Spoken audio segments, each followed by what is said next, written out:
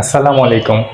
সবাইকে ঈদ উল আজহার শুভেচ্ছা। ঈদ মানেই কুরবানি, কুরবানি মানেই মাংসের বাহারি আয়োজন। কিন্তু আমরা অনেকেই কিন্তু জানি না কুরবানির মাংস কতদিন পর্যন্ত ফ্রিজে রাখা নিরাপদ এবং ফ্রিজে রাখার সঠিক নিয়ম কি, আর ঈদের দিনে অতিরিক্ত মাংস খেলে আসলে কি হয়। দেখুন, বিজ্ঞান বলছে সামান্য একটু ঝুঁকিতেই আপনার পরিবার পড়তে পারে মহা বিপদের ভিতরে, তৈরি হতে পারে বড় স্বাস্থ্য ঝুঁকি। তাই আজকের ভিডিওতে আমরা বিস্তারিত জানবো মাংস সংরক্ষণের বৈজ্ঞানিক নিয়ম, জীবাণুর ঝুঁকি এবং অতিরিক্ত মাংস খাওয়ার ক্ষতি এবং গুরুত্বপূর্ণ টিপস। ভিডিওটি অবশ্যই শেষ পর্যন্ত দেখবেন, কারণ আজকের তথ্যগুলো আপনার ও আপনার পরিবারের জন্য খুবই গুরুত্বপূর্ণ।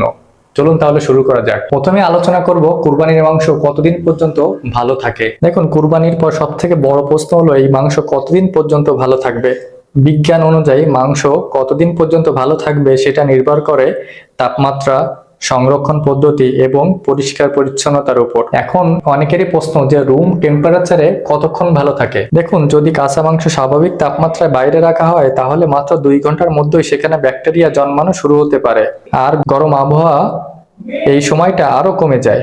বাংলাদেশের মতো গরম দেশে দীর্ঘ সময় মাংস বাইরে রাখা খুবই ঝুঁকিপূর্ণ। অনেকেই প্রশ্ন যে সাধারণত ফ্রিজে কতদিন মাংস ভালো থাকে। দেখুন, সাধারণত ফ্রিজে কাঁচা মাংস 3 থেকে 5 দিন পর্যন্ত ভালো থাকে, তবে শর্ত হলো সঠিক তাপমাত্রায় রাখতে হবে, পরিষ্কার পাত্রে রাখতে হবে এবং বারবার বাইরে বের করা যাবে না। এবার আসি ডিপ ফ্রিজে কতদিন রাখা যাবে। দেখুন, আমাদের প্রত্যেকের বাড়িতেই ফ্রিজ আছে এবং ফ্রিজে ডিপ এবং নরমাল দুইটাই থাকে। তো ডিপ ফ্রিজে রাখলে গরু বা খাসির মাংস কয়েক মাস পর্যন্ত ভালো থাকতে পারে, তবে বিজ্ঞানীরা বলেন দীর্ঘদিন রাখলে মাংসের স্বাদ ও পুষ্টি ধীরে ধীরে কমতে শুরু করে। এবার আসুন ফ্রিজে রাখার ক্ষেত্রে সব থেকে বড় যে ভুলগুলো আমরা করে থাকি, এই ভুলগুলো প্রায় সবাই করে থাকে। যেমন নাম্বার 1, গরুর মাংস সরাসরি ফ্রিজে রাখা। এতে ফ্রিজের ভেতরে তাপমাত্রা বেড়ে যায় এবং অন্য খাবার নষ্ট হয়ে যেতে পারে। নাম্বার 2, বড় অংশ একসাথে রাখা। এতে ভেতরে পর্যন্ত ঠান্ডা পৌঁছাতে সময় লাগে। এবং নাম্বার 3, বারবার বের করে আবার জমানো। এতে জীবাণু দ্রুত বাড়তে পারে। এবং নাম্বার 4, খোলা অবস্থানে রাখা। এতে ব্যাকটেরিয়া ও দুর্গন্ধ ছড়িয়ে পড়ে। এবার আসি যে সংরক্ষণে কোন কোন জীবাণু আক্রমণ করতে পারে। মাংসে সালমোনেলা ও ই কোলাইয়ের মতো ক্ষতিকর ব্যাকটেরিয়া জন্মাতে পারে, যা থেকে হতে পারে ডায়রিয়া, বমি, পেট ব্যথা বা খাদ্য বিষক্রিয়া। এবার আসুন যে খাদ্য নষ্ট হয়েছে কিনা সেটা বুঝবেন কিভাবে। যদি দেখেন খাদ্যে দুর্গন্ধ বেরোচ্ছে, রং অস্বাভাবিক হয়ে গেছে এবং পিচ্ছিল লাগছে, তাহলেই সেই মাংস না খাওয়াই নিরাপদ। এবার আসুন দ্বিতীয় অংশে, যে প্রথমে বলেছিলাম না যে ঈদের দিন যদি আপনি অতিরিক্ত গরুর মাংস খান তাহলে এতে কি ক্ষতি হতে পারে।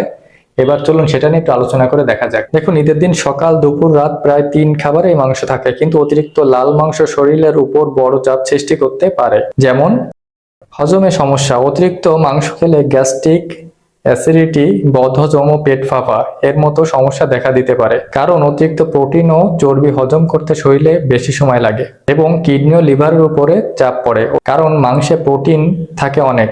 এতে করে কিডনি ও লিভারের উপর বাড়তি চাপ সৃষ্টি হতে পারে। বিশেষ করে যাদের আগে থেকে কিডনির সমস্যা আছে তাদের আরো সতর্ক থাকা উচিত। এখন গরুর ও খাসির মাংস স্যাচুরেটেড ফ্যাট বেশি থাকে। অতিরিক্ত খেলে শরীরে খারাপ কোলেস্টেরল বাড়তে পারে, যা দীর্ঘমেয়াদে হৃদরোগ, হার্ট অ্যাটাক ও স্ট্রোকের ঝুঁকি ব্যাপক হারে বাড়তে পারে। এবার আসি যে কারা এই মাংস খাওয়ার ক্ষেত্রে ঝুঁকিপূর্ণ রয়েছেন তাদের বিষয় নিয়ে।